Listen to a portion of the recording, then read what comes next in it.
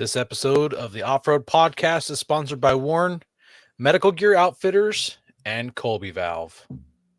Off-Road Podcast, episode 395, Outback of Beyond Adventures with Patty Upton. Tonight, Aaron hams it up, Coy goes Tron, and Ben heads out of state. Welcome to the Off-Road Podcast, a podcast about everything off-road. We cover the news, review products, and interview people in the off-road industry. Your hosts tonight are Aaron, Coy, and my name is Ben, and our guest tonight is Patty Upton. And welcome to the show. Thank you. Thank you for coming on. Well, Coy, what have you been up to? You were Tron for a little bit, but you don't look very Tron anymore. I had my son's birthday party. He just turned 8, and so we rented some laser tag for him and all his friends. I absolutely trounced them, just crushed them at laser tag. So a little notch in my belt there. You were able to handle a whole bunch of 8-year-olds at laser tag. Yeah, that was awesome.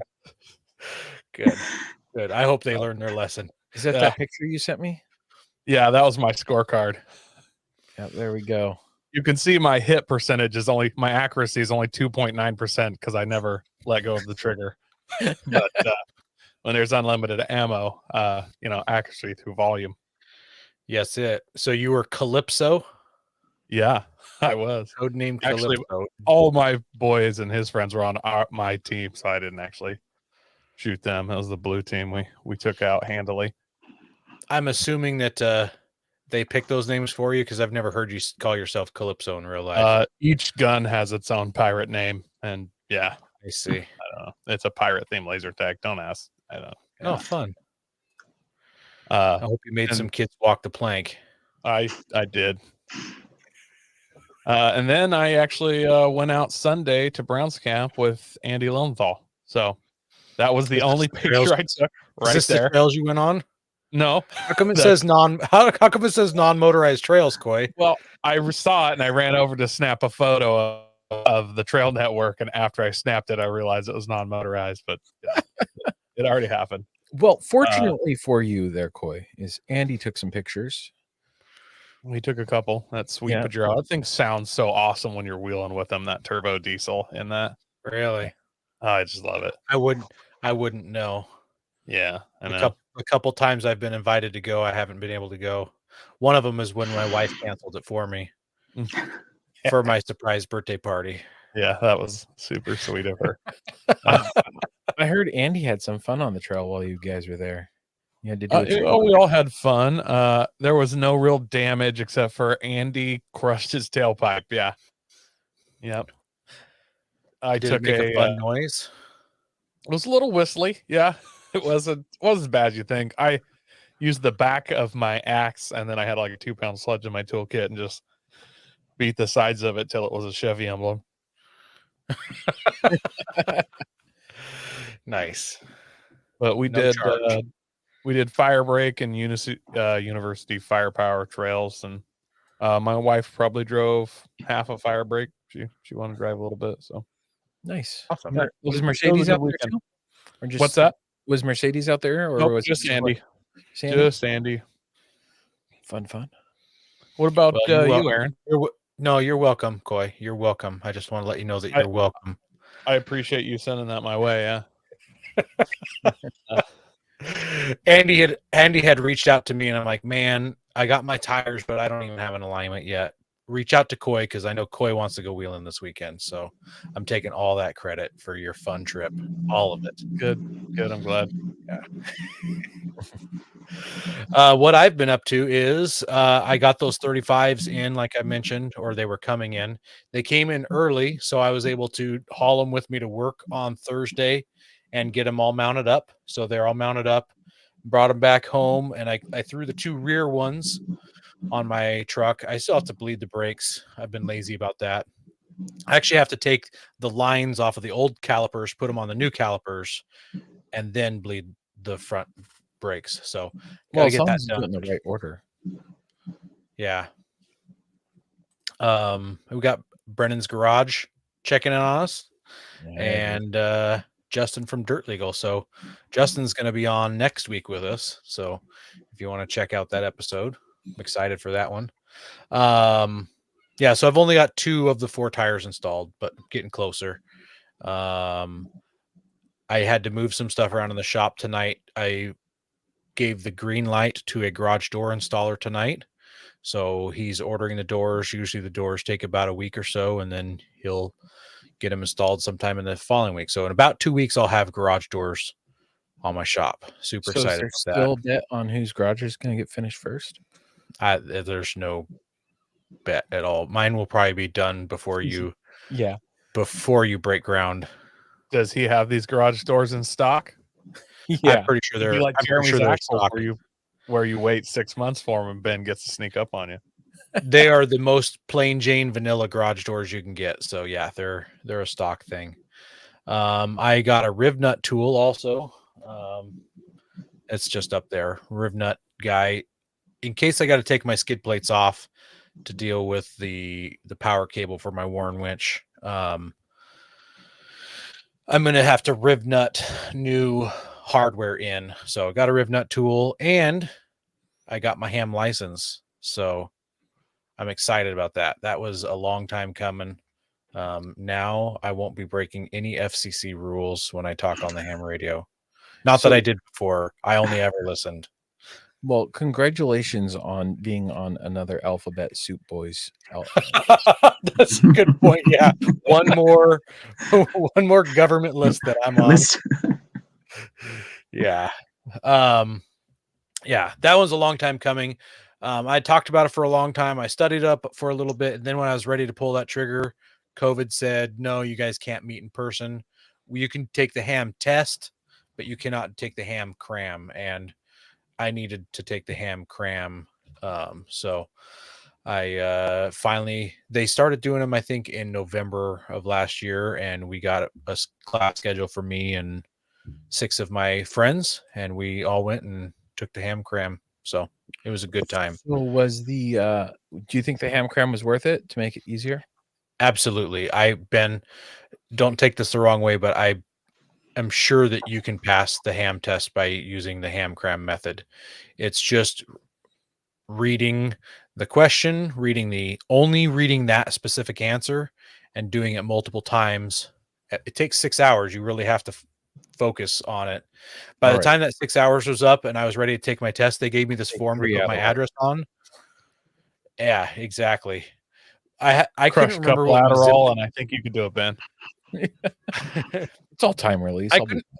I couldn't remember what my zip code was prior to taking the test after like just reading these questions over and over again. Thankfully, it was written down on a different sheet of paper and I was able to copy what my zip code was. So yeah, it made my head just spin. So yeah.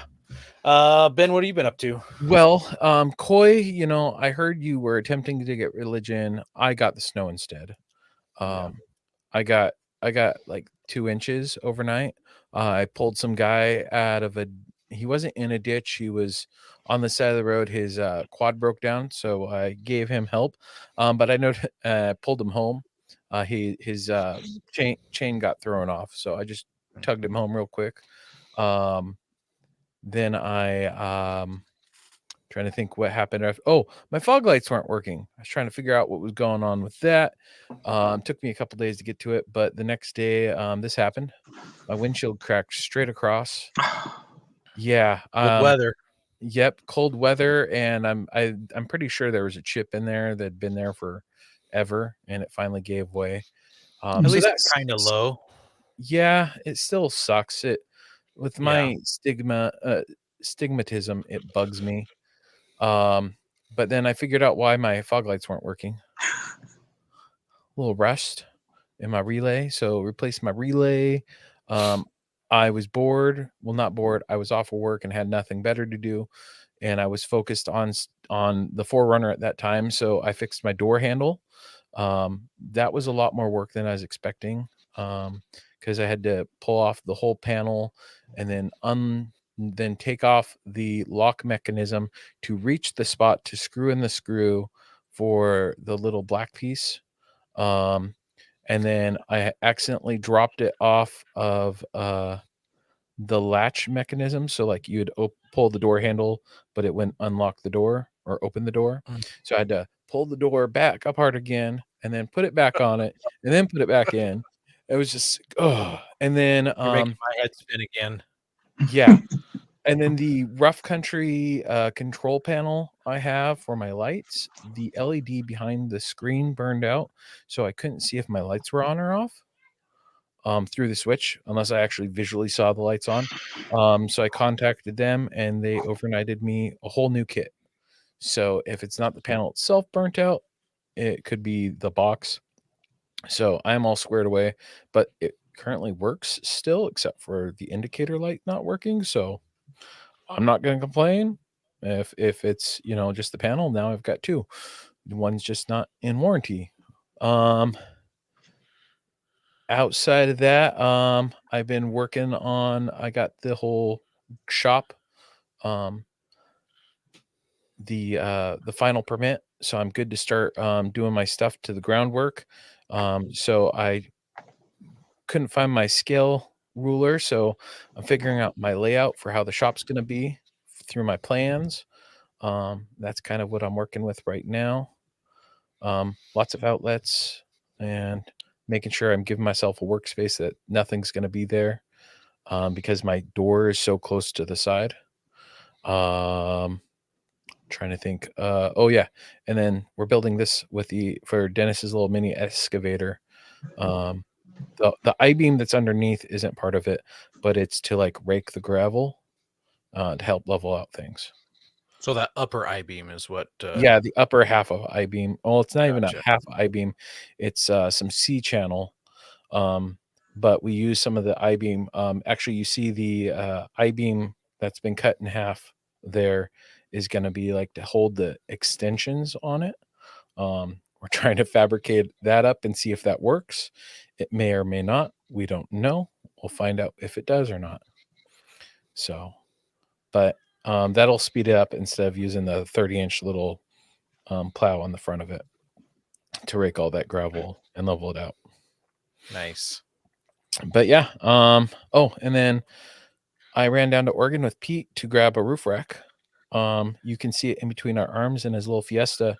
And then I grabbed a Blackstone griddle while I was there, tax free, because Because taxes. Because taxes. Save myself Yeah. $40. Totally worth it. Yeah. So yeah. Also, what's going on here? Oh yeah, I almost forgot about that. Thursday we were finishing our last job for the week that we've been working on for the last 2 weeks off and on. I sprained my ankle jumping over a pallet jack and missing a little divot on the other side, and I tweaked it pretty good because today's the first day where I wasn't limping. So I was supposed to go to SAR training with Rick. I'm sure you're on here listening. I'm sorry. Don't be mad. You're sorry? I'm sorry. I sprained my ankle. Get it? SAR? Sorry? Yep, How many I'm times have you sorry. sprained your Sorry. ankles since I've known you? You must have the most A too thick lot. ankles. So Like- I talked this actually got brought up by my doctor when I broke my ankle. What was that? 2 years ago? He said that I would be a lot more prone to spraining my ankle because of it, and it's that same ankle that I broke that I sprained. If only they made some kind of footwear that actually laced up your ankle farther and would kind You of know, hold it. my father-in-law was saying the same thing that maybe you need to get some boots that actually support your ankle instead of your hillbilly slippers. You know, and Ben, maybe just get steel toe while you're at it, because you do. I mean, it might be a good idea for you, just the extra protection. They also make those jeans that have the extra layer on the front that you can slip knee pads into. Yeah, you might need some of and those. Yeah, and a helmet and Yeah, I was gonna say just like Just just a SAR everything. helmet. You can buy it for SAR tax write off, but Yeah. also just the bump cap for general when you fall. Yeah, probably. Yeah. Wouldn't be One a of bad those idea. Home Depot lifting brace shoulder belt Yeah. things. Maybe some of those. We also want to thank our sponsor, Patriot Patch. Head over to patriotpatch.co and check out their selection of great patches, shirts, cleaning mats, signs, and stickers. You can also join the Patch of the Month Club for $15 and receive a patch, matching sticker, and artist proof each month. And let us not forget. Oh well, yeah. I guess that is the Patch of the Month for February. February, And yep. I believe February's coming to a close pretty soon, so I believe next week we might see Yeah. it. We might I think see we will. next month. So yeah. Yep. And let us not forget the our own patches. $15 shipped to you. Oh, wow. Aaron, do that part for me. I'm brain farting. This part, That part. There we go. $13 shipped to you for the first patch in the US. $10 for any additional, or $10 picked up from us in person. We're in Oregon and Washington. Just send us a message through any of our channels and we'll set you up with a PayPal link. But the Lumen Locker patch does indeed glow in the dark. Thank you, Josh, for that picture. And then also, here, I'll do this one. Since you got to do last one, I'm going to do this one. all right. I'll let you have it next week. How about that? We'll make Sounds a deal. So we've also just announced last week our Earth Day trail cleanup, which is April 22nd. We want you guys to go out there and do some wheeling, do some camping, bring your trasharoo, bring your garbage can, whatever you bring, a trailer. We don't care. Fill it up though with trash on your favorite trails at your favorite campsites. Pick up that junk that's out there and let's make our favorite places nicer than when we arrived. So make sure you mark your calendars. April 22nd, hit the trail, clean up some trash with a friend. Have tire troubles ever left you deflated? Colby Valve has got you covered. Ever have a valve stem leak? Colby Valve makes reusable and easily replaceable valve stems that don't require you to remove your tire from the wheel. They work with your off-road rig, ATV, side-by-side, commuter vehicle, or even your tractor. Never be left stranded again because of a busted valve stem. They also have a tire repair kit for those punctures that keep you away from doing your favorite thing, wheeling. Make sure to check out colbyvalve.com or ask for them at your local off-road products store. Patty, you got some fans in the house tonight. I do. That's awesome. I Popular. love Yep. The last one was Loren's niece. She's back east, so it's kind of late for those people. Oh, I guess it yeah. must be 10 o'clock or so for them. But yeah. Yeah. All right. Coy, do you want to take the first news article? Yeah, let's rush through the news here. The first is the article from The Drive. A new Bronco hardtop apparently couldn't handle sub-zero temperatures, even though they're supposed to be tested to minus 40. It was a two-door Badlands. It was just north of Boston somewhere in, New England area. And it went from -9 to a little over 50 during the weekend. And his top, I'm not really sure what happened. It looks maybe like an expansion thing, just cracked right down one of the joints there. And it is leaking very badly.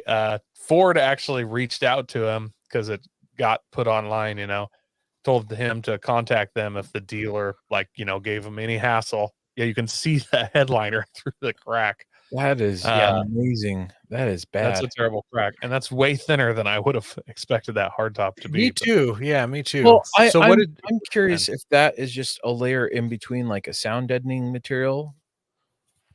Yeah, I don't think that's the headliner. I think that's an inner thing, but I don't know. Could be. It's got to be insulation.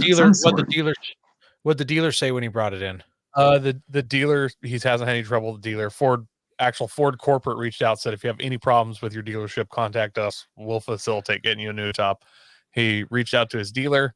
They're going to get him a new top, but Broncos are backward like crazy, so the top will be there when it gets there. And in the meantime, he doesn't have a garage. I think it said he lived in an apartment, and so he's just got a tarp. He's parked right in front of a garage door. That just means his garage is full of garbage and he can't fit his vehicle in there. He must be related to me. your most important possession beside your house, and you can't get it inside. But apparently, well, see, I don't know if that is a second layer because apparently water just pours in. So if it was a second layer. If that was just an outside layer, maybe you could actually just let the hard top fill with water. Maybe the dealer will hook him up with a soft top. A temporary soft top, that would be Yeah. nice. Just something. Or if someone reached out to him from one of those Best Top reached out, that'd be a good marketing opportunity. Yep. If I were him, I just let it fill with water and then be like, wow, this thing's really water damaged. Also warranty claim. Oh man. Well, our next news story is the Suzuki Jimny. Not a whole lot for this story, but Suzuki has teased an electric Jimny off-roader as part of the brand's European electrification program that will be happening between now and 2030. So that's I'm checking my watch. That's 7 years from now. So they're kind of doing a big forecast. And there's a screenshot of the 5 cars that are going to be electrified or hybridified. But these all 5 of these are all EVs, I should say. So yeah, you can see all 5 vehicles there. One of those is the Jimny. If you can't pick it out, you don't watch this show enough to know which one the Jimny is. It's the boxy one in the upper right corner. So they say that they're going to be electrifying or doing hybrids for every one of their Suzuki vehicles, which is kind of interesting. So we don't think we're going to see it till the article doesn't think they're going to see it till 2030, though. It'll be towards the end of that date. And as we know, Suzuki does not sell the Jimny in the US, but maybe with this little EV engine in it, maybe something might change with that because they don't have to worry about emissions. That would make it a whole lot easier to import. It just has to meet the safety standards, which I know like Germany has some of the strictest safety standards. If they make it into Germany, they should make it here. Yeah. So the last part, I thought this was an interesting part of the article. I'll leave this with you guys. So Suzuki doesn't currently sell any cars in the US. The closest competitor to the Jimny is the Mahindra Roxor, which is considered a UTV side by side. As far as road legal competitors, the 5-door Jimny is actually smaller than the 3-door Jeep Wrangler by some margin. It says I don't have an exact size, so that's really interesting that the 5-door Jimny is even smaller than the 3-door Wrangler. So that tells you how teeny these rigs are. So it's kind of fun. He likes it. Yeah. Well, guys, I think that wraps up our news, but we have to talk about our new contest, right? Yes. So on May 8th, we're going to be doing a special show with Andy Lowenthal from Warren Winch about recovery stories. And leading up to that show, we're asking you, the listeners, to write into us with your own personal stories of when you recovered someone or you were recovered. And then we're going to pick at random somebody to win a Warren medium duty accessory kit. There it is right there on the screen. Where exactly are they going to write into us at, guys? offroadpodcast@gmail.com or any of our social medias. The easiest would be Facebook or Instagram. Because I am officially trying to be on Instagram more too. Off-Road Podcast page or Off-Road Podcast / groups, I believe. Yeah. Yep. Or offroadpodcast@gmail.com. So I've got the kit right here. Let's see. There it is. Right behind me. Just waiting to go to somebody's house. It's technically already at your house, but someone else's house. Yeah. Yeah, he's not going to be able to cheat on this one and keep it for himself. Just imagine if you'd had that with your LMTV contest. What a workout that thing would have gotten. I would have probably broken it. Go prepared with Warren Industries. They produced the first recreational winch in 1959 and lead the industry with their dedication to quality and reliability. When you dig yourself in deep, make sure you have the right tools to get yourself out. Get Warren equipped and go where others can't. Now, let's get ready for adventure and head into our main topic.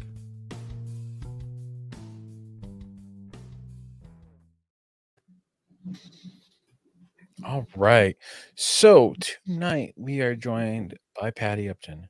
She has an amazing story that I I don't even know where to start by saying probably the OG of overlanders. So yeah, Patty, how did it all start? Long time ago. We were doing overlanding before overlanding was probably a thing to be doing. My husband, Loren, who a lot of people I know that are out there already know, he passed away in August. His lifelong dream, not lifelong dream, I shouldn't say that. He's always wanted to be an explorer. He was born about 100 years too late. He should have been born in the Victorian era when there were places to go and things to explore and places to discover. So he decided in the 70s that he was going to take this Ford and drive it around the world on a north-south course, all on land, except for the South Atlantic. There's land route from the furthest road north in North America to the furthest road south in South America. Natural water barrier of the South Atlantic was acceptable. Solid land route from the tip of South Africa all the way to the tip of Norway.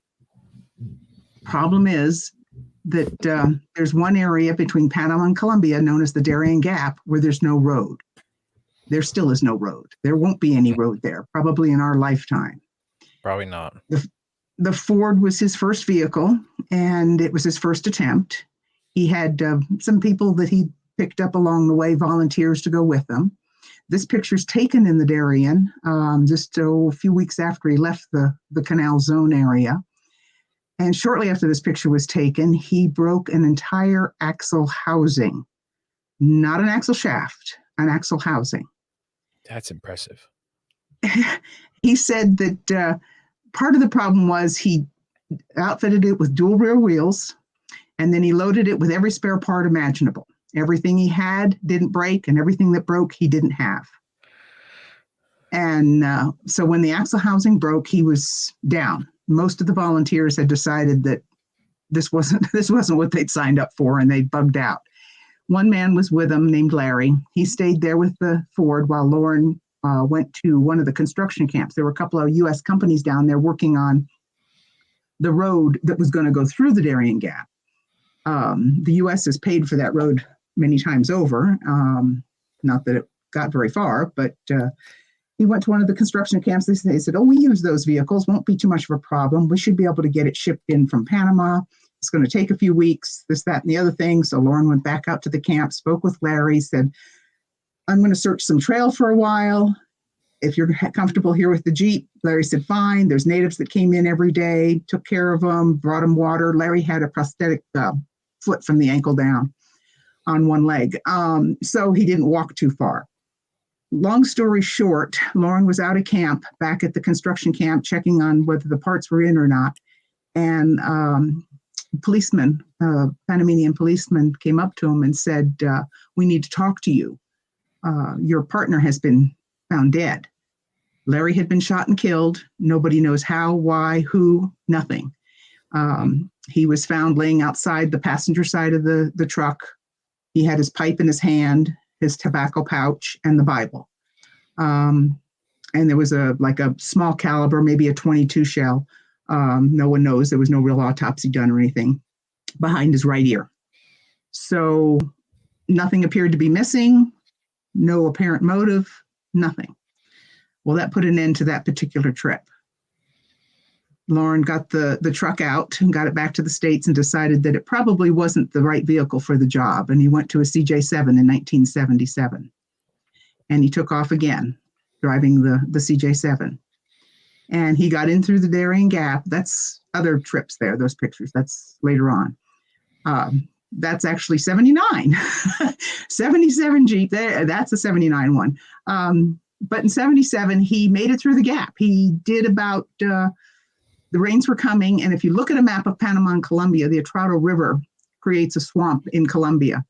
And it's a swamp many months out of the year, but not totally.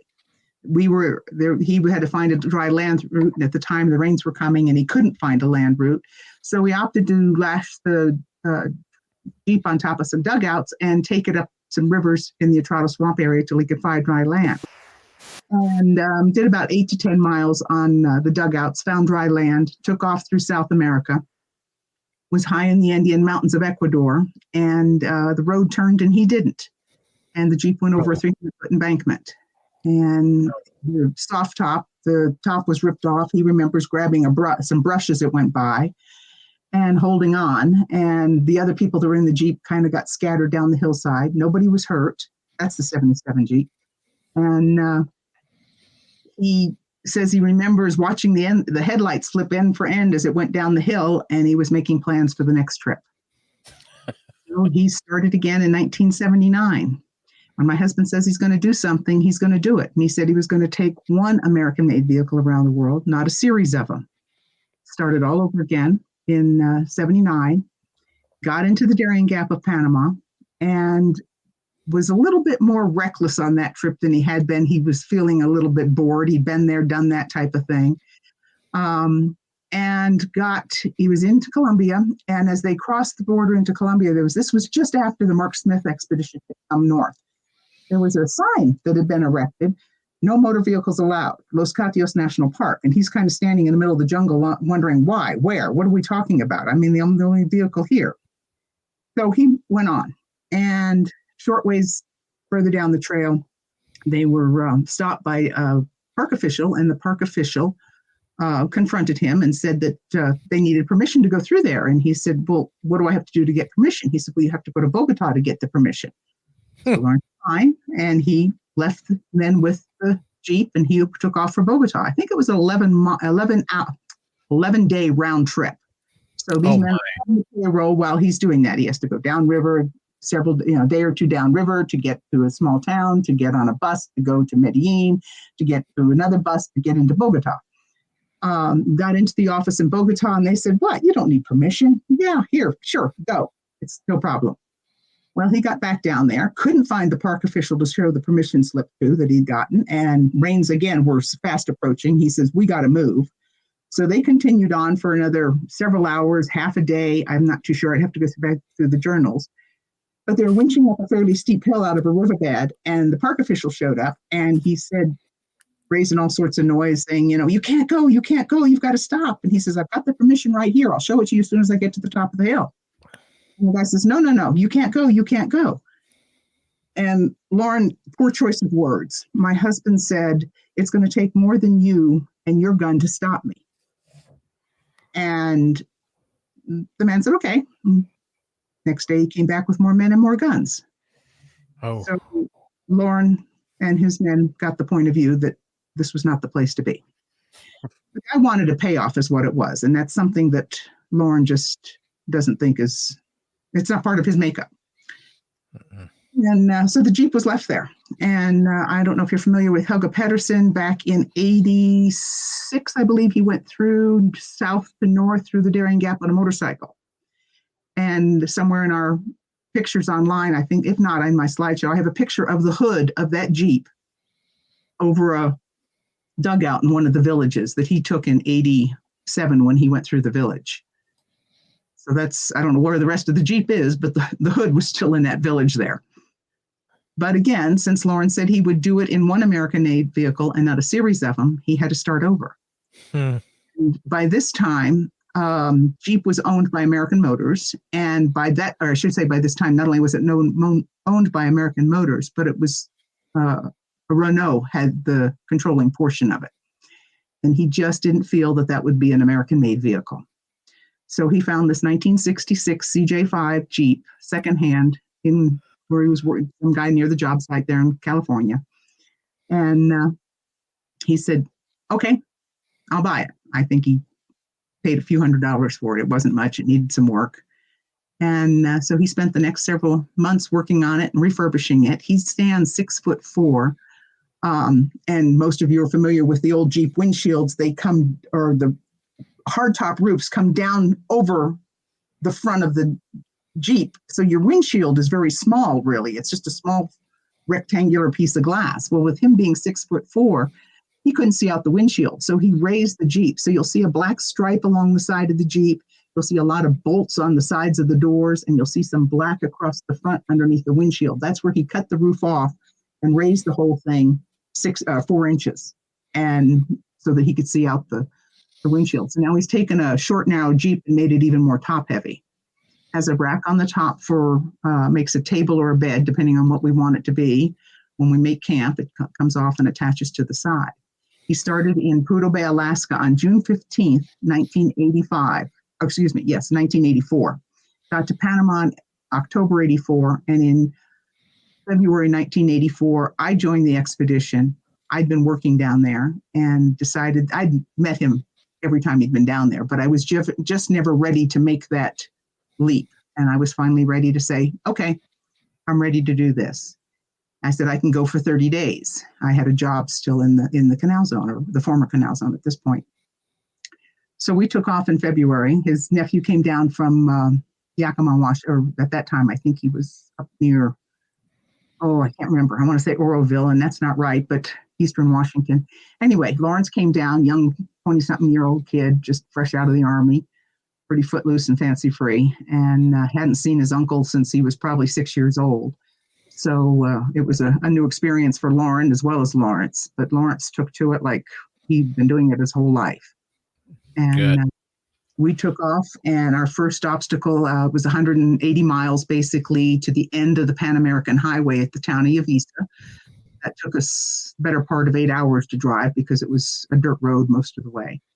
And we get to the town of Yavisa, and from there it was nothing but jungles and swamps. And we took off on the following day, and that was day one of the Darien Gap crossing. When we crossed the Rio Chuquenaki, we crossed rivers but never traveled up or down them. A lot of expeditions that went through this area. There's been several vehicle expeditions. And they've resorted to traveling on the rivers because you ask a native, how do I get from this village to that village? Or how do I get to this point? They say, well, you get on the river and you go down there. And they say, well, Loren said, no, we're staying on land. You've got to find a land route. And there were some pretty difficult areas that we went through that some people did boat around to avoid. The British boated around a lot of it when they went through in their expedition. And then we had problems. Let's see. The national park that had been created in Colombia was looming, and dry season was ending. Dry season is the only time you can really go through the Darien Gap with a vehicle, or the only smart time to go through. And I once talked to a hydrologist that worked for the Canal Zone government down there, and he told me, literally, this is a man who went to college for this job. He said that, because I asked him, how do you determine when rainy season starts, when rainy season ends, whatever? He says, well, dry season starts 2 weeks after the last rain. That's as close as they can pinpoint it. So normally that happens sometime in December, can be as late as January, February, and then the rains can start coming as early as March or April. So it can be a fairly narrow window to get through. Yeah. So when we did 30 miles in the first 30 days, and we had still 18 miles from the border, and Loren wanted to find a way around that national park if at all possible. So he decided that he was going to hold up near this Indian village of Pucarú in Panama and stay with the Jeep.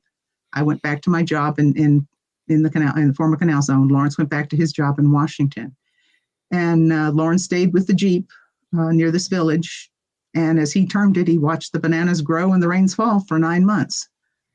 I sent down whatever I could find, food supplies, of course, but I would go to thrift stores and get magazines and newspapers and books and you name it, just whatever would fill his time, and send them down with the missionary pilot that would fly in about every 4 or 5 weeks to this village.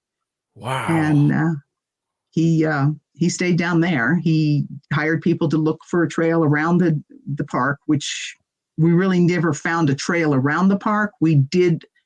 When we crossed the border, we took off on a whole new route than any other vehicle expedition had ever done, in a hopes to avoid the park. We never really did avoid it, but we were trying to. And we got into some pretty rough terrain in that second dry season when we started out in January of '86. My nephew, or excuse me, my cousin and his brother-in-law came down from the States and were with us for about 18 days. And they still talk to me, thank goodness. It was kind of iffy there for a bit. But I think they had a reasonably good time. It was a learning experience for everybody. And then we were going along in some pretty rough area when it was just Loren and I. When Lawrence was there, the first dry season, we have a Ramsey power takeoff winch, and it's a pretty good sized winch. It's a big winch. And in order for the cable to spool properly and not bunch up as you're winching, Loren had what he called a cat bar, and someone had to be out in front and make sure that there was no real good, I don't know what you call it, fair leads for the winch cable to stay in a narrow place. It could wind up fairly wide. So you had to keep moving your cat bar to keep the winch cable winding properly. Yeah. So Lawrence did that. It was always nice to have an English speaker on both the winch and in the driver's seat. And it worked out great with Lawrence. Well, then the second dry season, my cousin took over that. He was on the winch, and Loren was still in the driver's seat. Well, at the end of the second dry season, and then the third dry season that we were there, I was the only one. So I was always in the driver's seat when we were winching and taking hand signals from Loren as to whether we're going to go in reverse first, because you had a 4-speed winch as well, because you had a 4-speed transmission. You needed it faster, slower, or go in reverse. But the second dry season, we broke axle shafts, both of them, finally. We broke one, and then a short time later, we broke the other. And we were fortunately out of the national park by the time we broke them. We were actually at a little farm, and we contracted with the farmer for 50 cents a day to watch the Jeep. And the farmer built a little wooden corral around it, and we put up a big heavy blue tarp that we had as a rain tarp and hoisted the Colombian flag over it and said goodbye. And we took out the entire axle housing with us when we left.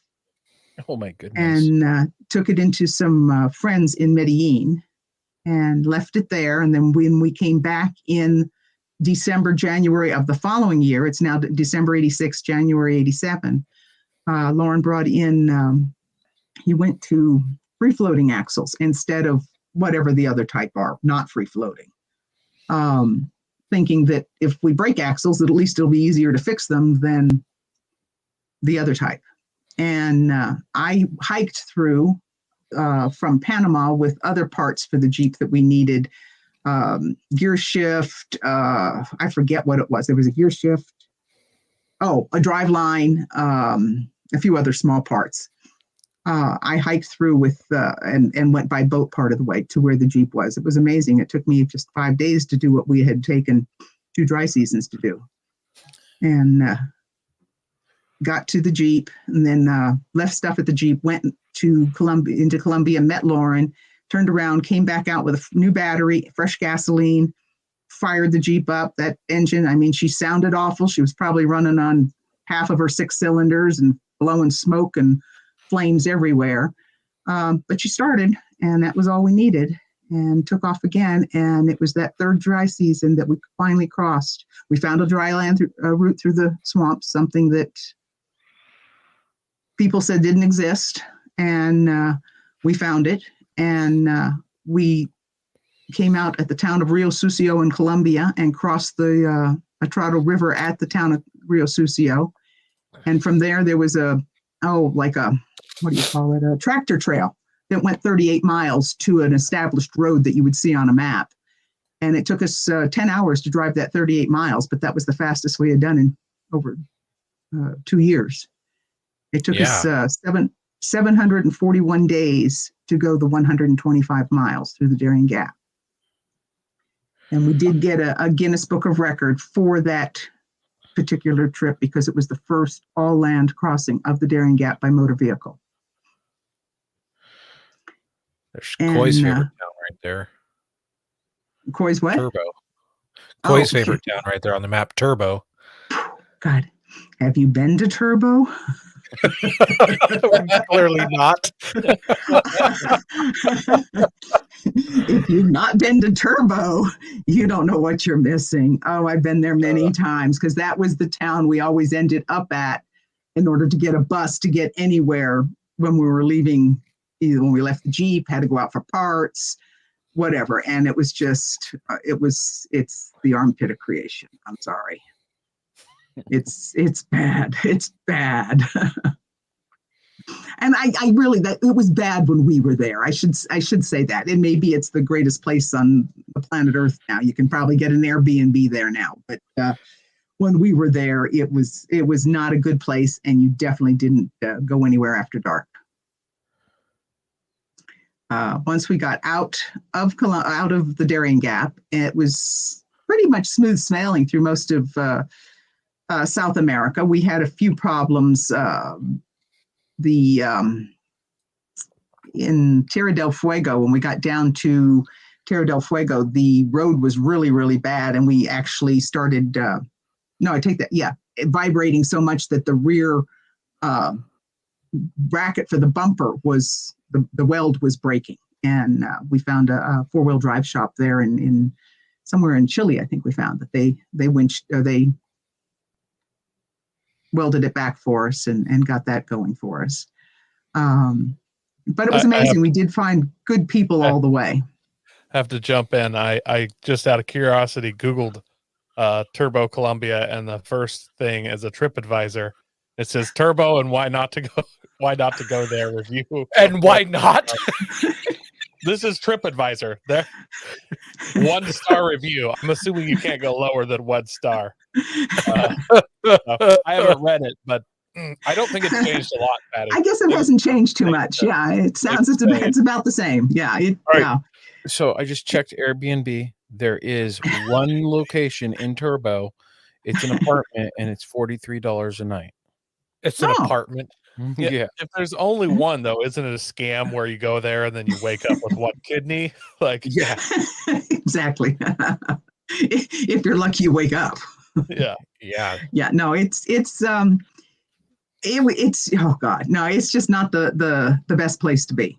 And we never stayed in what would be considered the higher class hotels. We always had to stay in the cheaper ones because of money was always very tight for us. So that was usually a concrete block room with a door and a fan and a light bulb, no windows, and you brought your own lock. And and you probably there was trust the lock. No running water. There was an outhouse out back, and it was with the tidal swamp. It went out with the tide and came in with the tide. And then there was a bucket, a 55-gallon plastic bucket in another concrete room next to the toilet room that was filled with, whether they got the water, I don't know, and a bucket. Yikes. And that's how you took your shower. So, yikes. Yeah, that was not good. But memories, I mean, anything you live through is good. This is probably a silly question, Patty, but I've always wondered this, and obviously since I haven't been to the Darien Gap and it's hard to Google and answer it. Here in Oregon, that we got these giant beaches. Are there not like beaches there? Like, 'cause I always wondered why people don't drive down the coast and just pull up into the swamp during the tide, or what's the beach? I don't know what the coast look like on either side. The Pacific coast is probably not the best. Because the Pacific gets very high tides. You have about a 14 to 16 foot tide on the Pacific side. And that could cause problems if you're at the wrong place at the wrong time. The Atlantic is not as bad and probably has more of the sand, but it also has a lot of the mangrove that goes right out to the ocean at that point. So you've got basically the solid mangrove going right out to the ocean. So I'm not sure how it goes. I know that years ago there was a Australian that he and his wife were taking an amphibious Jeep around the world. And I believe, and I get confused. There were two. There was 27,000 miles. That was another guy. Now I'm getting stories confused here. There were two different ones, but I think both were amphibious. God, I can't think of the name, 27,000 leagues or 27,000 miles. And that one, I think they followed the coast, but they were in the water when they followed the coast because they had this amphibious jeep that they were driving. Gotcha. Okay. Well, that answers that question. I've always wondered that. So Yeah, I think it's been thought about and tried, and it just wasn't the way to go. And the gringos have gone in there for years and done surveys and everything else, not only for roads, but there were plans to do a sea level canal through there using the Atrato River as part of the waterway because it's such a huge river system. And doing some sort of a sea level canal through there at the time. At the time, and still, the hoof and mouth disease is still prevalent in South America. It's been eradicated north of the Atrato River, but south of on the south side of the Atrato River, it's still not so much in Colombia, but further south, it is still prevalent there. You have to, when you're driving, you go through your border check stations. You get to have everything sprayed down and everything with your tires and undercarriage. I don't know what they're spraying it with, but something to curtail the spread of hoof and mouth.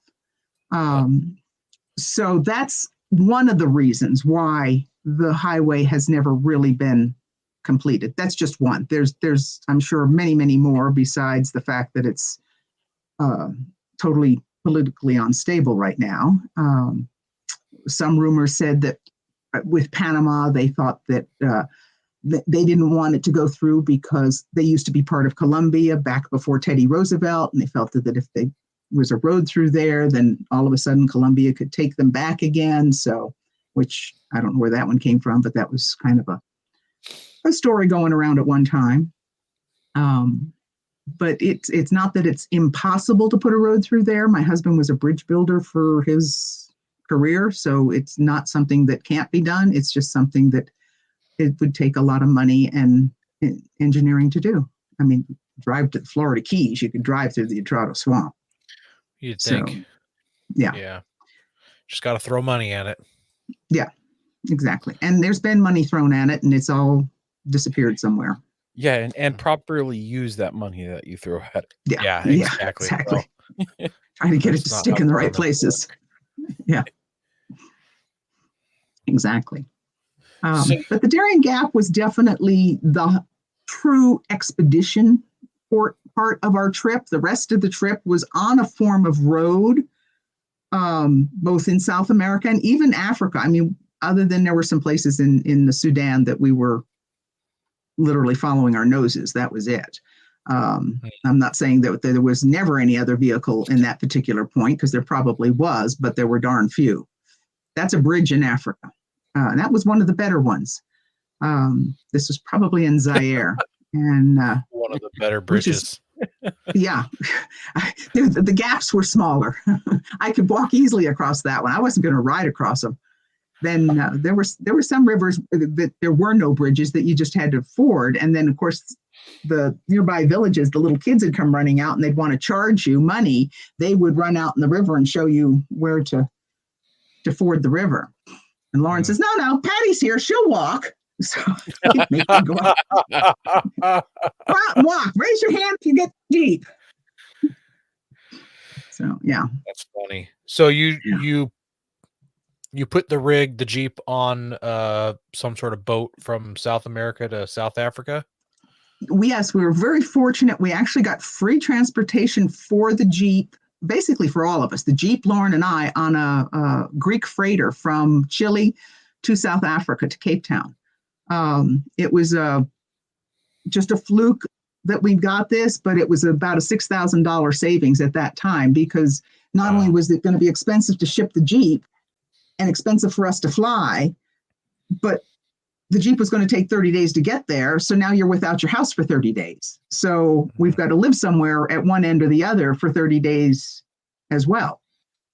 And they said, nope, we had to pay for our food, which was a few $100s. Other than that, it was all taken care of. And yeah, she was loaded on board the Greek freighter in a port in Chile. And then we went down and through the Straits of Magellan across the South Atlantic. hit 2 force 9 storms. I'm not a sailor. I just know that I think it may only go to 11, but I'm not too sure. But force 9 was pretty darn strong.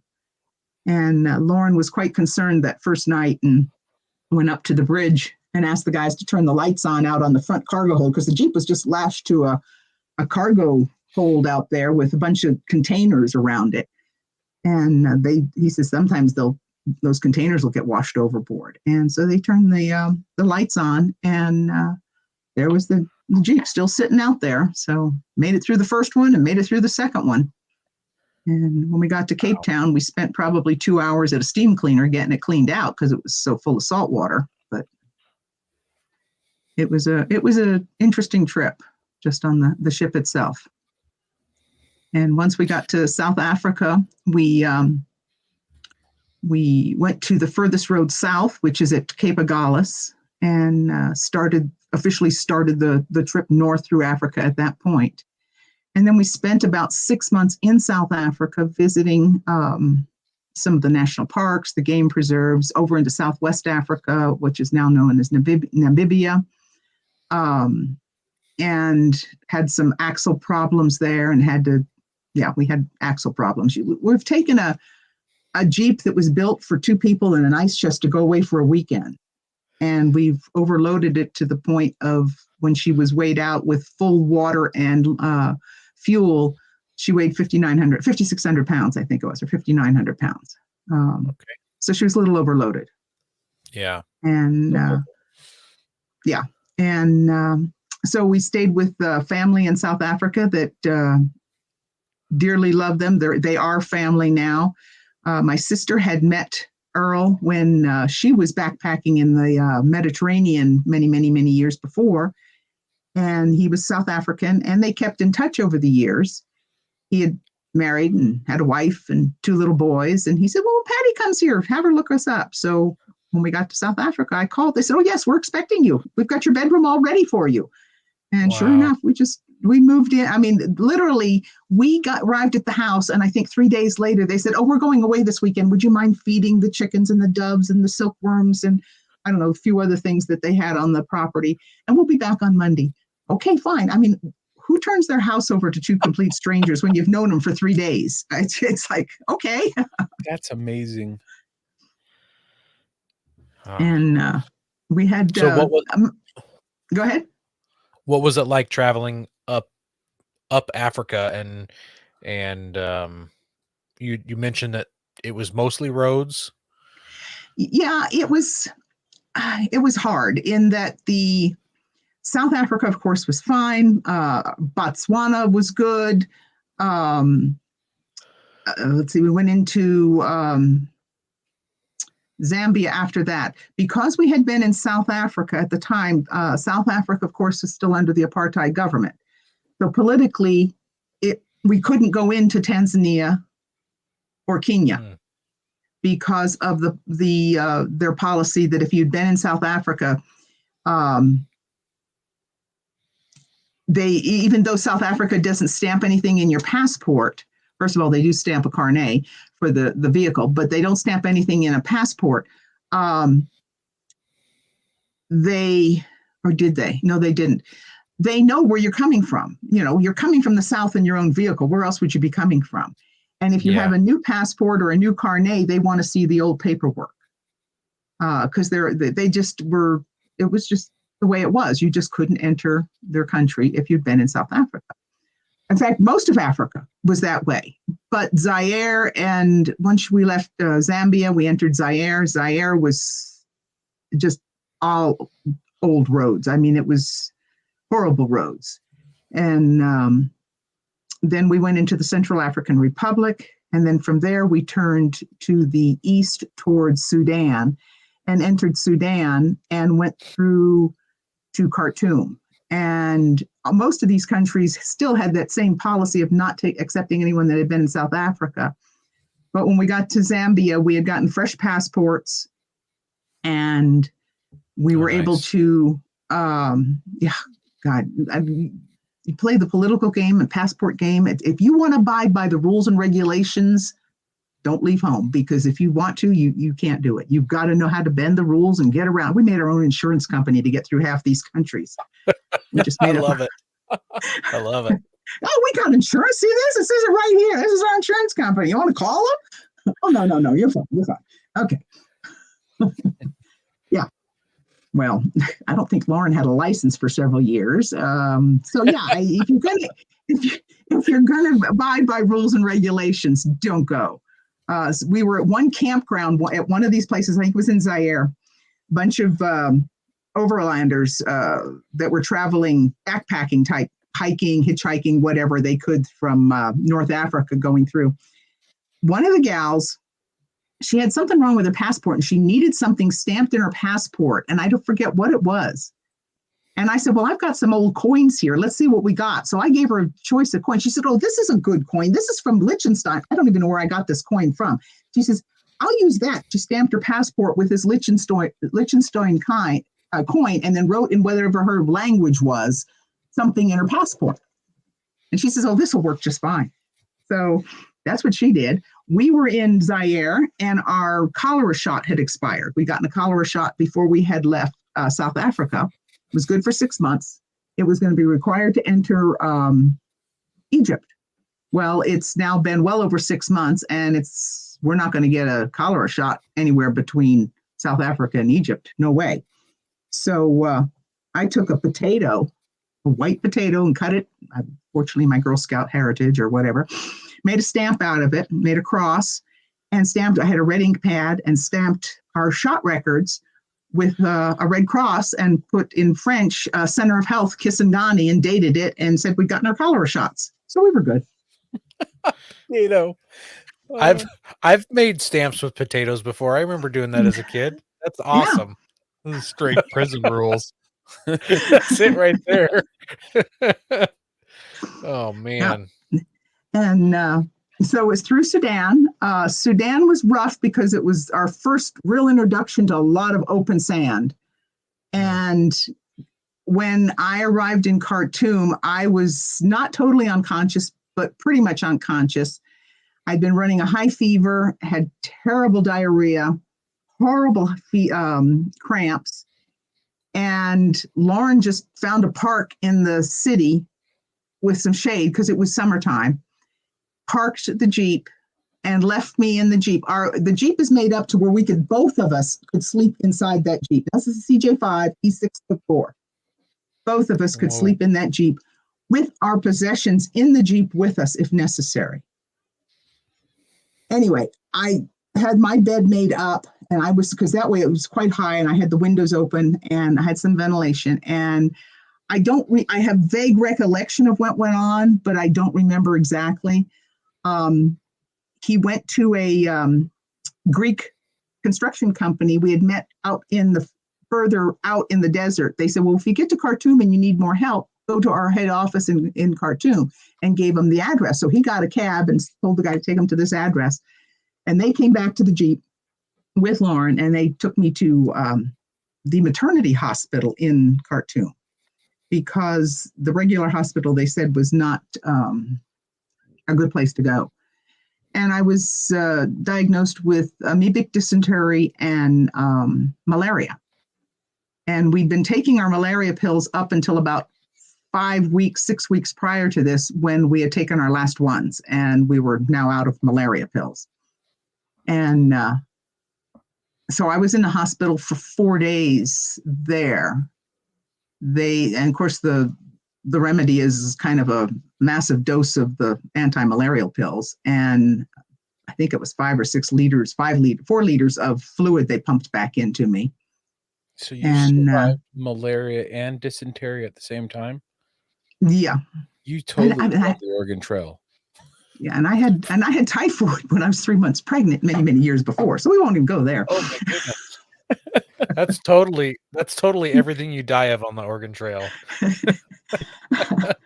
But I was in the city when I had the typhoid and I got to the hospital. That was fine. But that's good. Yeah, well, yeah, malaria was not fun. And we got out of Khartoum. We were only there another couple of weeks and we wanted to get north. And it was probably mid-June when we left Khartoum.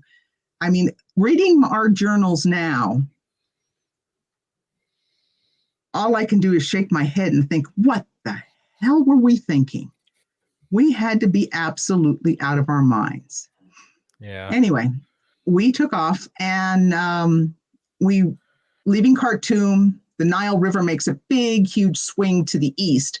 And there's almost a straight road that goes from Khartoum to where the river comes back to the west. And there's a town there of Dongola. And this is a well-traveled road. I mean, there's tea houses all along it, the whole bit. It's all desert, but it's well-traveled. And we trekked into we had to check in with security police at any major town. We checked in with the security police in Dongola and did our paperwork and everything. And now we're taking off the west bank of the Nile, and we're just basically following our noses. Our compass didn't work anymore.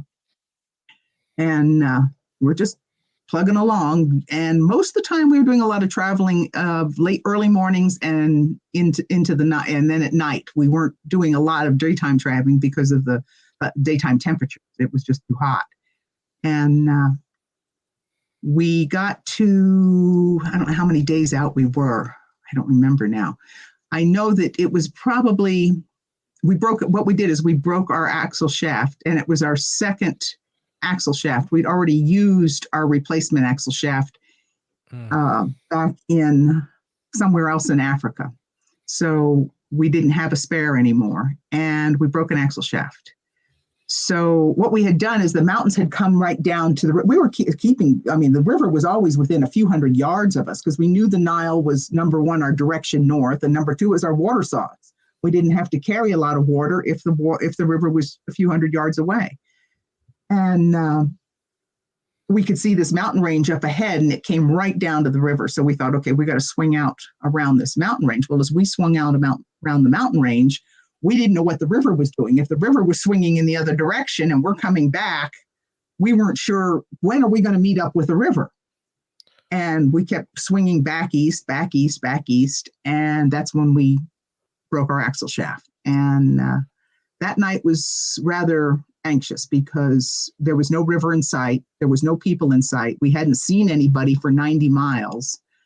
And I think that was like a little kid herding some goats. Daytime temperatures were probably in the 120 degree range. Water was our drinking water. I mean, we had drinking water. That wasn't really too much of an issue at that particular moment. It would become a problem if we didn't find water, but it was hot. I mean, that water was almost too hot to drink. You had to wait and put it in a pan and let it cool off and start to evaporate before you could even drink the water. So that night was, okay, what do we do? How are we going to get ourselves out of this? And Loren says, okay, what we're going to do is I want you to write down a list of everything you think we need to take with us when we leave. Absolutely everything. And then I'll do the same thing. And then we're going to compare our lists and see. And when we compared our lists, we had everything the same. The only thing I didn't have was the rear view mirror. He wanted to take the rear view mirror off and take it as a signaling device. So the next morning, he hiked up these mountains that were still there by the river, or there, we didn't know where the river was, and found that the river was still about a mile away from there. So we knew the river was there. We were within about a mile of the river, but there wasn't anybody out there. There was no people, there was no village, there was no town, there was no boats, there was nothing.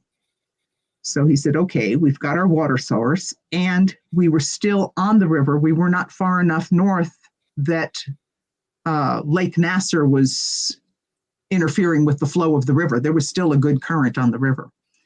So we ended up winching the Jeep up into some brush so we could kind of secure and hide her out of, who knows, like somebody's going to be out there. We had no idea, out of sight. And then we built a raft using the extra jerry cans. One of those pictures shows us with jerry cans all over the Jeep with extra gas in it going through Africa. We put all the water in the Jeep, or all the gas in the Jeep, and then we used the jerry cans, built outriggers. Oh, go back to that one. Can you go back? That's the Jeep. That's where we broke. Oops. There it is. There you go. There it is. That's where we actually broke down, right there.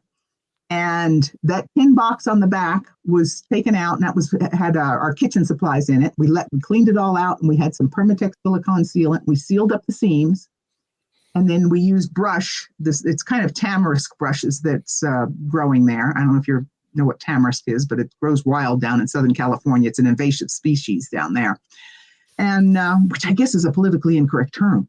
But anyway, built the raft using that box, the tamarisk branches as outriggers, and the jerry cans as buoyancy for the outriggers. And then we had a spare tire tube for the extra tire in case we needed it. And we had an air pump, so we pumped up the spare tire, and we had a rope, and we tied the rope to our raft and tied the tire to the rope, and all of our important papers and our food and clothing went in the tin box. Oh, that was it. That's it right there. That's our raft. That is it. The SS survival ship Nile Queen. And in the foreground here, you can see the tube on the Yeah. And for 2.5 days, we held onto the raft of the tube, and we floated down the Nile River. And we'd get out every evening and make camp and build a fire and cook some rice and beans and boil our drinking water and put up our mosquito netting. And then we'd lay there and listen. And you literally would hurt your ears listening to hear a dog bark or a chicken crow or a baby cry or anything that gave you some indication of humanity. And all there was the insects buzzing around the mosquito net. And halfway through the third day, we saw a little tent on the east bank, and we made our way over there, and through broken English and sign language, we found out this guy had some produce that was going to go to the village of Wadi Halfa. And we could that evening. So we stayed there, took our raft apart, and that evening we were taken into the village of Wadi Halfa. We knew we could get a train from Wadi Halfa back to Khartoum, where we could order new axle shafts. And that's what we did, and ordered new axle shafts. And Loren decided that the Discovery, our Jeep, had come way too far to be left out there in the desert by herself. So he turned around and got on the next train back out to Wadi Halfa and hired natives to take him up to where the Jeep was. I stayed in Khartoum until the parts arrived. I had the parts in my hands in 11 days. From the day my mother posted them to the day I had them in my hands was 11 days. Wow, that's a quick turnaround. Sometimes I struggle with 11 days right now from one state away. Exactly. They'd definitely send me the wrong parts first, and then I'd have to return them, and then they'd have to receive them before they could send the right ones, and it'd be 4 months before it was all over. Well, the phone call to get the parts to my mother was a 2-day process. You could only make an international call from the Hilton Hotel in Khartoum, and that took 2 days to get a call to go through to her. And I'm telling her exactly how many teeth and how at each end, the actual length of each axle, just so she had no questions at all when she had to call to order the axle shafts. And we had the American Embassy said that one of the guys in the American Embassy said, yes, just send them to me and I'll make sure you get them. And sure enough, 11 days later, he had them and I had them. But unfortunately, as things go, rains had started falling in southern Sudan and in Ethiopia, and the Blue and the White Niles converge at Khartoum, and the Nile River went into flood, one of the highest it had been since, 46 or something. And the train tracks north were washed out. So I'm stuck in Khartoum. Loren is stuck up at Broken Axle Camp. He has no idea why I'm not there. It's just taking days and days and days. I'm going around talking. You didn't just send him a text on your phone? No, couldn't send a text, couldn't email him, nothing, absolutely nothing. And I thought, okay, so I just started knocking on doors, starting with businessmen, asking them if they had any connections of anybody going north, any trucks, any, whatever. And then through the United Nations Development Program, because of the relief that was needed up north, the Belgian Air Force had loaned them the use of a C-130 Hercules. And I was on board that C-130 Hercules flying from Khartoum to Wadi Halfa. And goodness. It was an hour flight compared to the 36-hour train ride. So it was well worth that much of a wait. It was 15 minutes to put in those axle shafts. Just had to undo the 6 bolts, pull out the axle shaft, pop in the new one, put on the 6 bolts, didn't have to jack the Jeep up, nothing. 15 minutes after he started, he was done. 36 miles later, we were on a tarred road in Egypt. Oh man, that's terrible. And that total delay was 70 days. We were down 70 days for that 15-minute repair job. And once we were on that tarred road in Egypt, we knew from that point on there was going to be some form of a firm surface underneath us. We did over 4,000 miles in four-wheel drive in Africa. There's a lot of Jeeps that never see that in a lifetime. You can say that again. Yeah. And, it was just, she just lived in four-wheel drive. Yeah. And, but once we hit that, and it was like, feeling of wanting to get out and kiss the pavement was there. That particular photo is at furthest road south on the island of Tierra del Fuego. Since we had free passage across the Atlantic, we went to as far south as we could drive on the continent. But since we had that free passage, we thought we would take the ferry across to the island of Tierra del Fuego, because most people consider Ushuaia the tip of South America, and go as far south on the island as we could. And this is a few miles south and east of Ushuaia in Argentina. That's the Beagle Channel just behind us. That's Cape Agulhas in South Africa. That's the furthest road south on the African continent. The Indian Ocean and the Pacific Ocean are probably 10 feet behind the Jeep right there. How exactly did you get the free passage from South America to South Africa? Like the ship captain just did you a favor, you guys? That was it. But what sparked it, I think, was we did a newspaper interview in Lima, Peru, to an English-speaking, I should say, English-speaking newspaper, not an American English newspaper, written by a British guy. And it was a really good article that he did. And so we used that a lot because I would be the one to go around to these shipping agents and knock on doors and ask and leave a copy of the article and, this sort of thing and tell them the whole story. And this one company I went to was owned by a man by the name of Ian Taylor, and Ian Taylor Limited, I think is what it was. He was the owner of the shipping company, British. And I think it got to him. And from what we were told, he had been somewhat of an adventurer in his earlier life when he was a younger man. And it just kind of set good with him. So he's the one that gave the okay and said, yes, you guys will take them. Oh, that's super cool.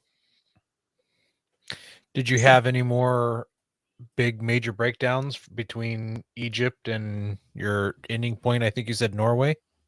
Not really. We had no more mechanical breakdowns. We had a roadblock that we came up against in Israel when we left. Got to Cairo. From Cairo, you go through a tunnel underneath the Suez Canal into the Sinai Peninsula, so you're remaining on land the whole way. From the Sinai Peninsula, we drive into Israel, no problems there. And then at this time, this is now 1988, Americans are not the biggest favorite in the Middle East at this time, especially in Lebanon. And our two choices for getting to Syria, which is where we were headed next, was either through Lebanon or Jordan. Well, Lebanon was definitely out. That was not going to be a possibility.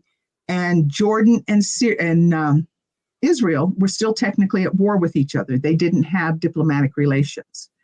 So we spent about a week in Israel, again, knocking on doors, asking people. We had meetings with the United Nations. We said, look, you take the Jeep, paint it white, put a big blue UN on it. You drive it across the bridge. We'll go around and meet it on the other side. It's the Jeep that has to make the trip. We don't have to be the ones that drive it the whole way.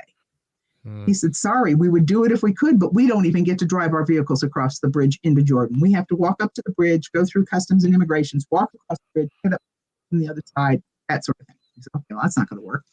I mean, they would have been, if they could have done it, I think they would have done it for us. Anyway, it wasn't going to work. We were up against a roadblock that was put up by human nature instead of Mother Nature, as the Darien Gap was. And this one was definitely not going to be fixed in short order. So we ended up going back into Egypt and taking a ferry up to Aqaba, Jordan, went through Jordan, Syria, Turkey, and into Bulgaria, through Bulgaria and into Romania. Now, this is, again, think about this time frame. This is 1988. The horrible dictator Nicolae Ceausescu was in power in Romania. Talk about a beautiful country with the most oppressed people. It was absolutely depressing. It just made you want to cry. The Jeep, no matter where she sits, if she was on a street corner somewhere, anywhere, there was always a crowd of people around her when we came back to her. And people wanted to know where it had been. We have maps painted on the back two side windows, and we could show them where she's been, where she's going, what she's done, the whole bit. People would ask questions, everyone was happy. Romania, we would walk up to the Jeep and there'd be crowds of people around it, and they would literally put their heads down and turn and walk away. They would not make eye contact with you. They would not talk with you. They wanted nothing to do with you. And we were supposed to pick up our paperwork to enter the Soviet Union in what they call in-tourist. Soviet Union ran their own official state government-run tourist agencies, which were called in-tourist. And you had to buy and pay for your entire stay in the Soviet Union before you could enter the Soviet Union. So we had gone to in-tourist in Cairo, and we said, okay, we want to enter from Romania. This is going to be our route. And they say, okay, you can't drive more than 500 kilometers a day. You can only stay in approved tourist campgrounds and in tourist hotels. And your passport is collected when you check in, and it'll be given back to you the next morning. So when we got to Romania, we went into the in-tourist office. They never heard of us. So we thought, well, we really didn't expect too much different from that, actually. And it's October of 1988. And since we're headed to Norway and we're saying, okay, October, Norway, cold, not for us.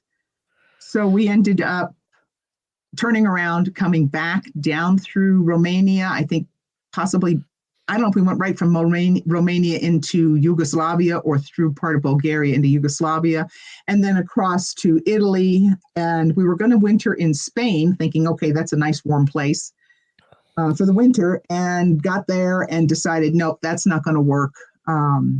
Just too many people, and the language barrier was just a bit too much. So we turned around and went through France, took the ferry across to England, and made contact with the Land Rover Club in England when we arrived. And Loren lucked out and was invited to stay on a farm in Chislett, which is just outside Canterbury, in England. So he stayed on a farm for that winter. It was probably, by that time, it was November, and I got back to England in May because I went back to the States, wrote letters looking for sponsorship to see if there's any way we could get any help. We got a lot of products, which, I mean, it helped some, but I mean, it was something. It wasn't, I mean, Ramsey gave us a brand new winch, which we really didn't need, and I ended up selling, but at least we got, something for it. But Ramsey winch we have is still as good as new as far as that goes.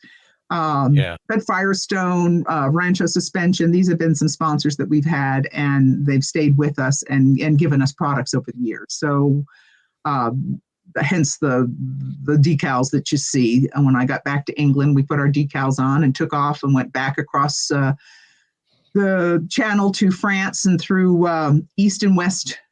Well, at that time, it would have been West and East Germany, into Poland, and then into the Soviet Union. And I think we had 4 or 5 nights in the Soviet Union. I don't remember. It was 4 nights, I think. 3 in a campground and 1 in a motel. And it was an eye-opener there. We learned that the Soviet Union was a first world army and a third world country. Things didn't work, but the government had everything. So wasn't it not that long after that the Berlin Wall fell? Right. Yeah, it wasn't. It was, I think, in 89. When we were there, I mean, they knew we were from the United States. I mean, we've got California license plates on the car. If we had Illinois license plates or Wisconsin license plates, they probably would have thought, where the hell is that? But it had, first of all, it's red. The whole Jeep is red. but has California license plates. Everybody knew where California was. And of course, Reagan was in the White House at the time. So everyone knew who Reagan was. When we were going through customs into the Soviet Union, the two young guys that were doing the paperwork, I think they thought Loren and Ronald Reagan were on the best pals list. Have we had lunch with Ronald Reagan? Do we know Ronald Reagan? Do you know? Oh, we don't rule. He's from California. Yeah, well, a lot of people from California.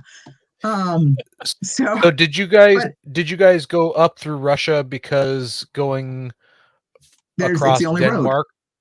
There's no at the time. There may be a bridge now. There are bridges. Okay. Yeah. At the time we were there were no bridges from Denmark to whatever it would be, Sweden or Norway. Yeah. There were no bridges. It was ferry boats only. Okay. Yeah. So we had to be through the Soviet Union, and the furthest road. And we didn't know where at that time. We didn't even know where we were going to end the trip. We didn't know where the furthest road north was. We were just keep going north. You can't go wrong there.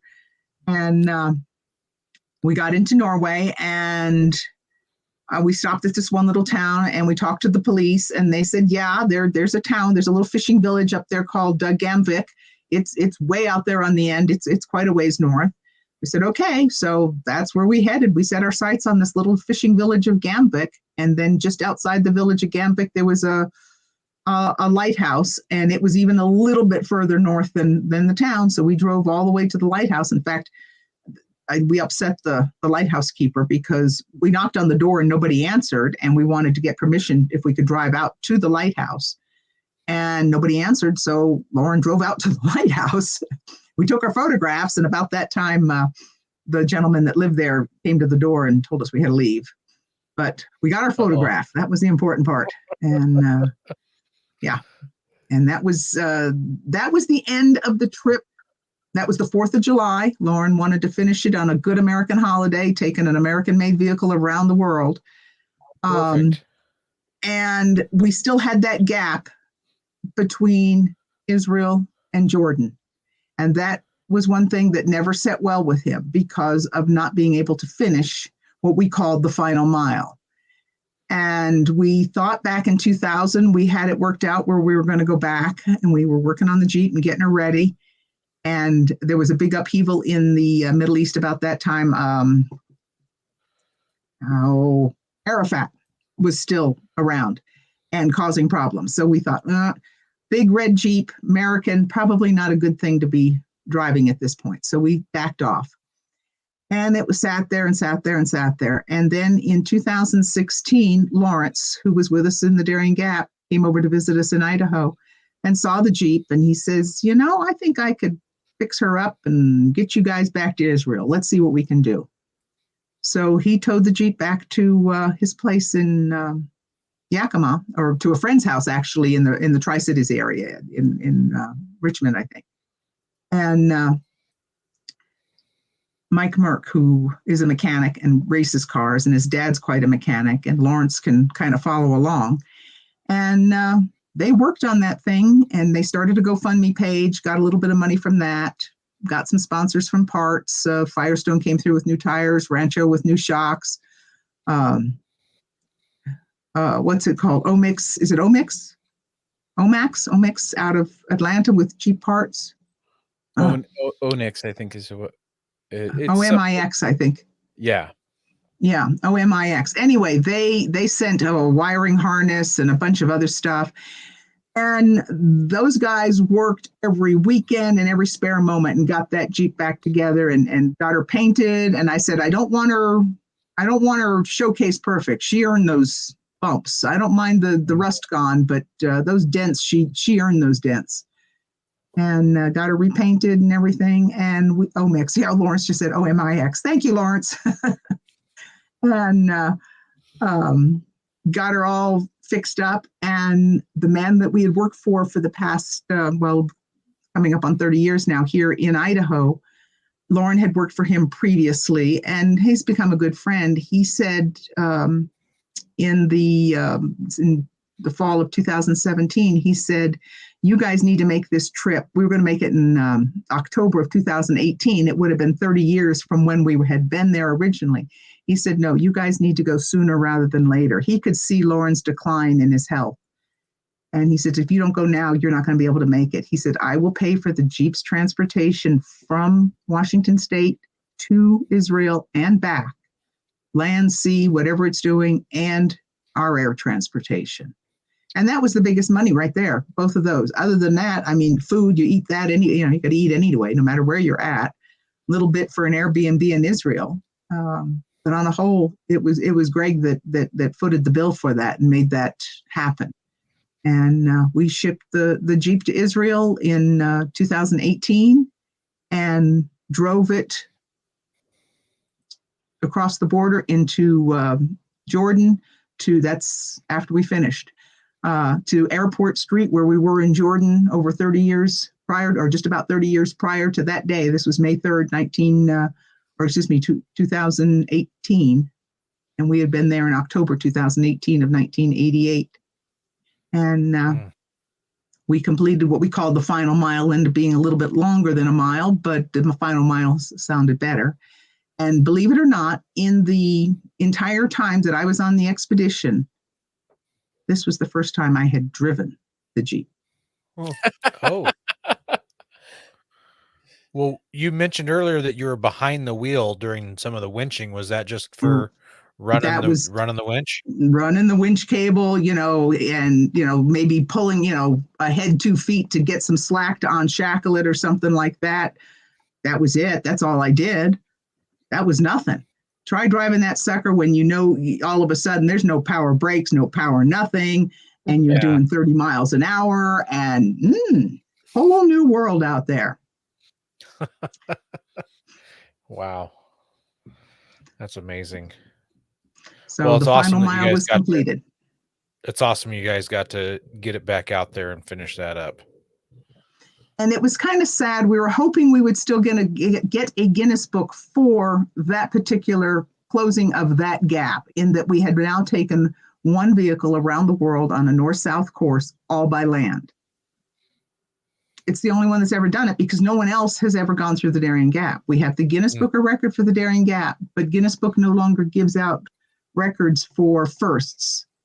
They will only give out records for things that can be broken. And once you're first, you're always first. Well, so technically you are the first and only. The only vehicle that's ever done. Yeah. Screw the rest of them.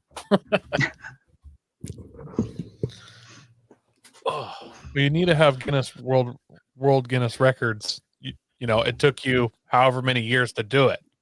Yeah, we've tried I've tried age, I've tried time, I've tried miles, anything that could be, and we don't go in there anywhere, because there's some that take 80,000 years or something to complete their trip, or whatever it was. I don't know what it was, but it was. Yeah, we set up one parameter, and that was north-south course around the world, all on land except for the South Atlantic. Period. Yeah. Nothing else. And that was the goal, and that was achieved finally completely on May 3rd of 2018 when we completed the final mile. It's amazing. And you guys started in 1983? 84. Loren started with this 84. Jeep at Prudhoe Bay, Alaska on June 15th, 1984. Gotcha. And we finished on July 4th, 1989 at Gamvik, Norway. And we were about 3,000 miles directly across the North Pole from where we started. This is an incredible story. I want to know when the Netflix documentary is coming out. That's our next thing. We are looking for someone to take these journals that we have, and we have journals. They've all been put on the computer, and write a book. We've got the information. We've got the stories. We've got the details. We've got the notes of what happened, when, and who, and how. You can look at a day's journal. You can take my journal, Loren's journal, and Lawrence's journal, read one day from 3 different points of view, and see how 3 different people saw what went on in that one day's worth of travel. or when my nephew was there, their journals, and So you'll see different points of view. You keep bringing up the journal. Did you journal every single day throughout Pretty the whole much. trip? Pretty much it was, if you didn't journal at the end of the day, some of them journaled at the end of the day. Some of them I would journal periodically throughout the day because I wasn't doing that much. I was walking. Lawrence was walking. Lauren's the only one that rode through the Darien Gap.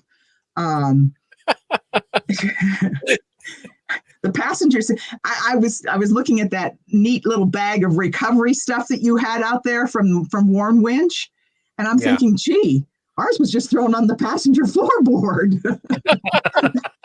Tackles, come along handle, extra cables, snatch blocks, all that was just thrown on the passenger floorboard. Got that Jeep ever rolled, he would have been killed just by the flying debris. Yeah, we've talked about that on the show before. Yeah.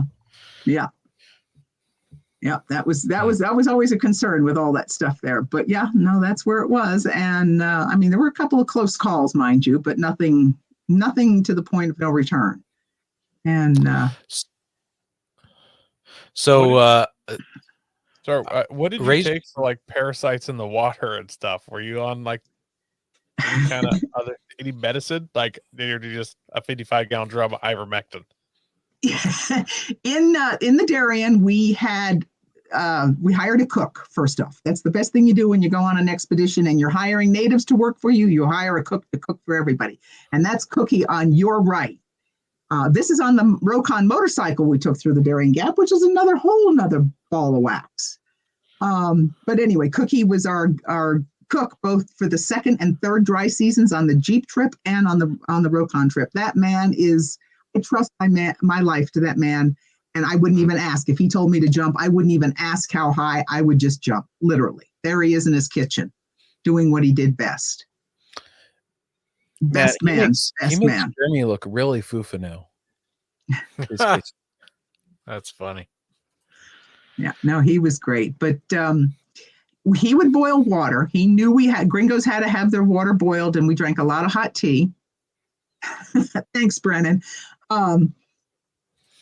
So he would boil water for our tea. Other than that, if we didn't boil our drinking water so much because it was always took too long to cool off, so we used good old-fashioned iodine tablets and purified our water with the iodine tablets, which, if you've ever had, absolutely tastes terrible. Yeah. And when you're in the tropics and it's 95 degrees and you're sweating gallons of water hourly, you're drinking almost gallons of water hourly. So yeah, it was a force feed type thing, but you had to drink. The only time, and even through Africa, we purified our water. If I didn't boil it, then I pilled it.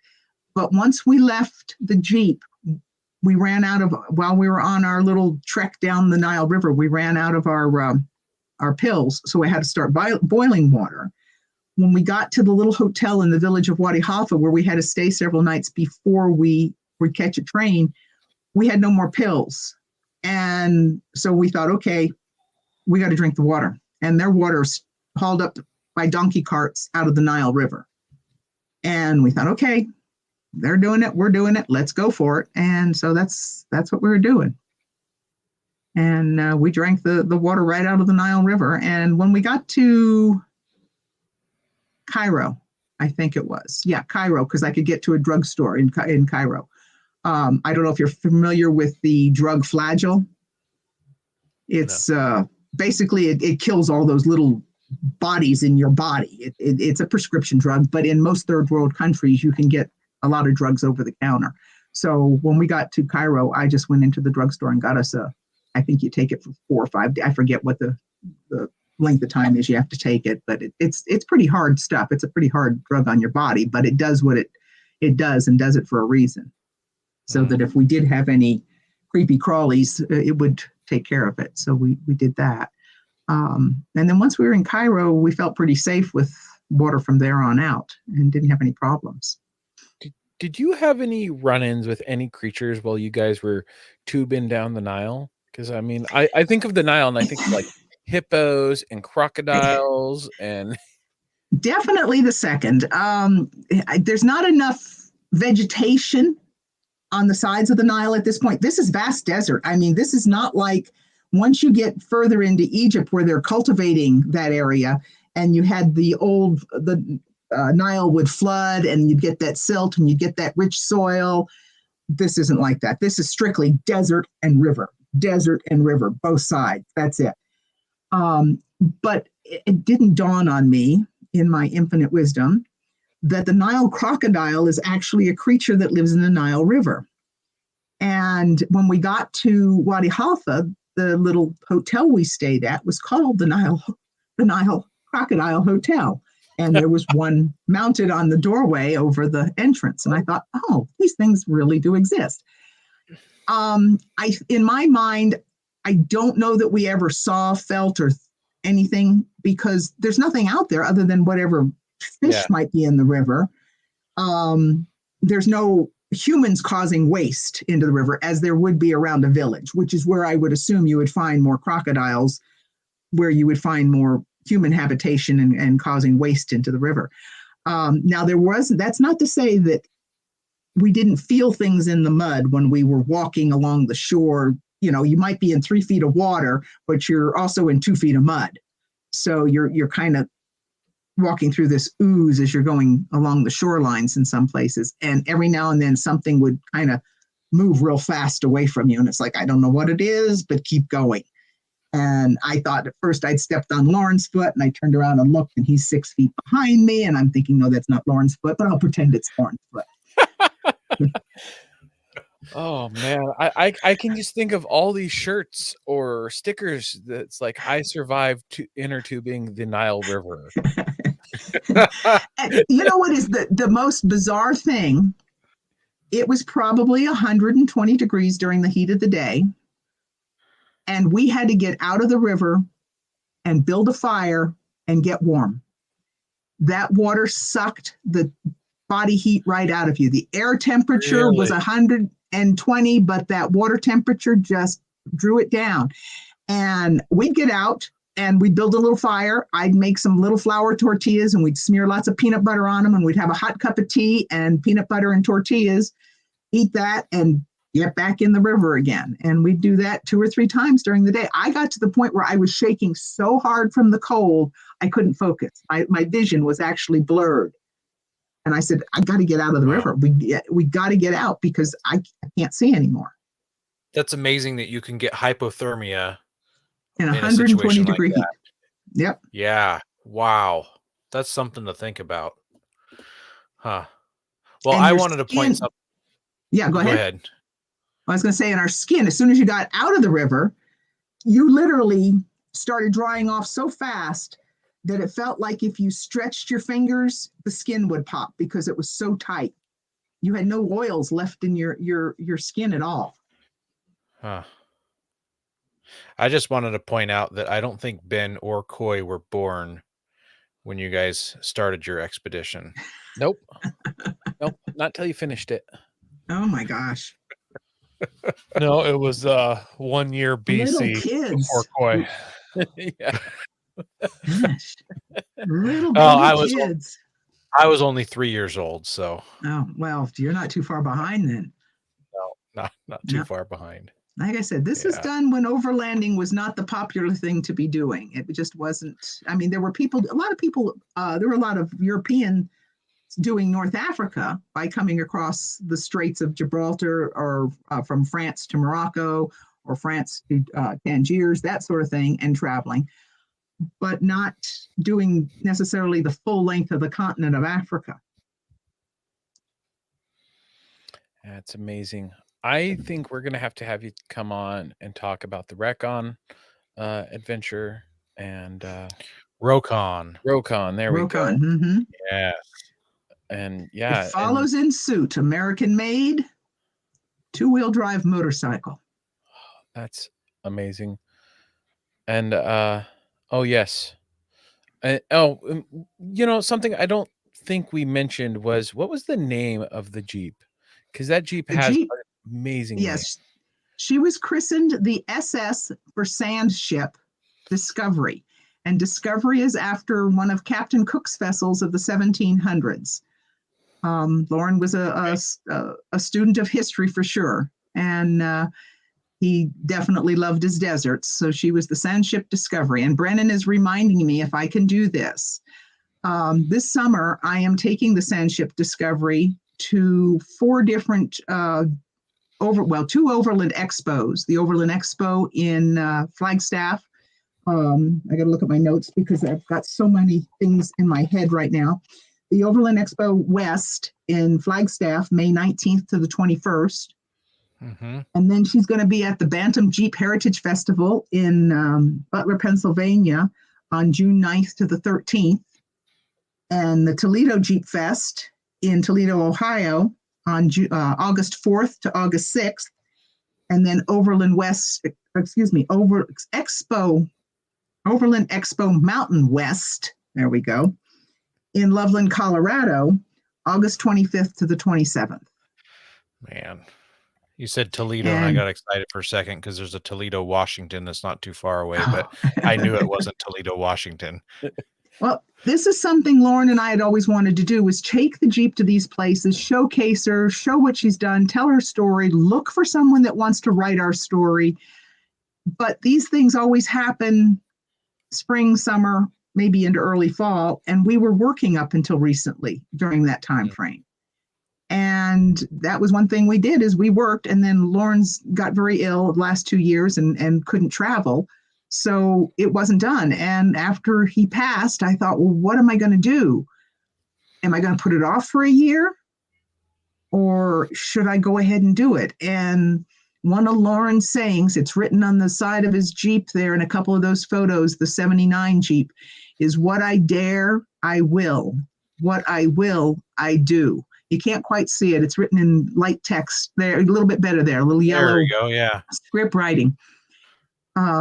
So that's what I'm living with right now. He wanted this done. I'm going to make it happen. I'd love it if someone would take it to SEMA also. That would be... I was talking, I don't know who it was. I was talking, Ben, this is something we have trouble with, is selling ourselves. I can tell the story. Yeah. I don't know where to go to make these connections. How do I make these connections? Who do I talk to?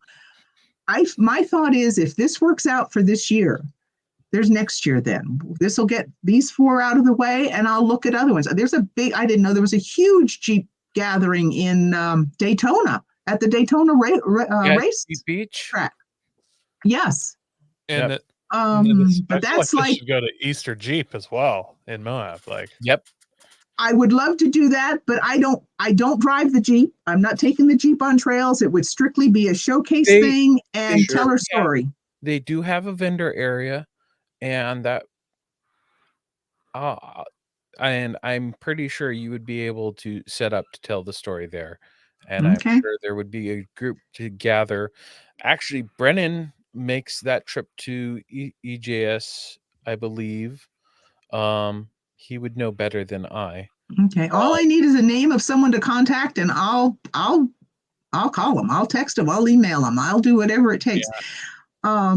I don't know if you guys, probably not. It's a totally different circle. Andrew Comrie Picard, he's involved in quite the expedition right now. Anyway, he has just literally today, text introduced me to a gentleman with the Adventurers Club in Los Angeles.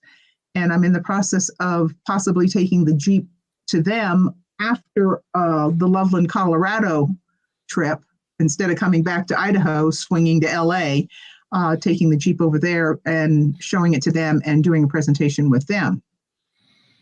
Just waiting to actually talk with them and work the kinks out. But that's because, I have a friend in Andrew. He turned me on to this guy. So that's who I need to talk to. Just drop me a name and an address or a phone number, or if anybody out there knows who to talk to, I will gladly take it.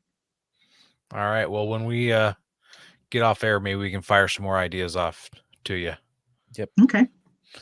Yeah. Well, Patty, I can't thank you enough for coming on and sharing the story. It was stated several times in the comments of this was the greatest story that they've never heard of that should have been told.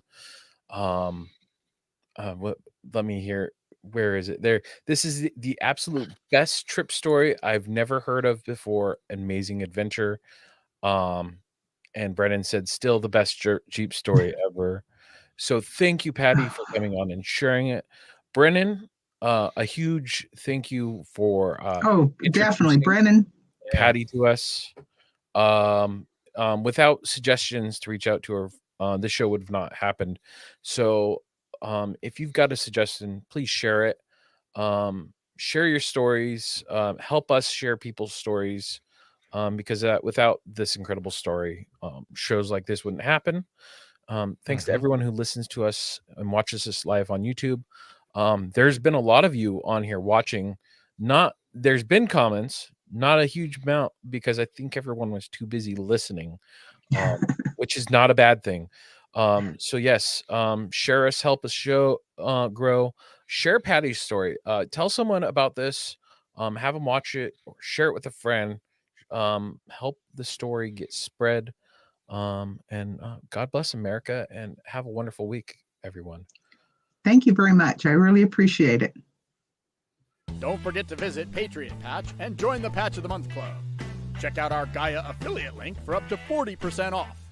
Also, don't forget to head over to Loren Medical Gear Outfitters and Colby Valve to see all their great gear. We're a proud part of the Firearms Radio Network.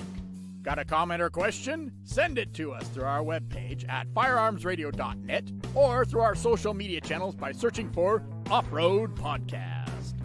Also, you can listen to us live at overlandradio.com Mondays at 7 p.m. Pacific. When off-road, please remember to have fun, tread lightly, be safe, and courteous. Thanks for listening.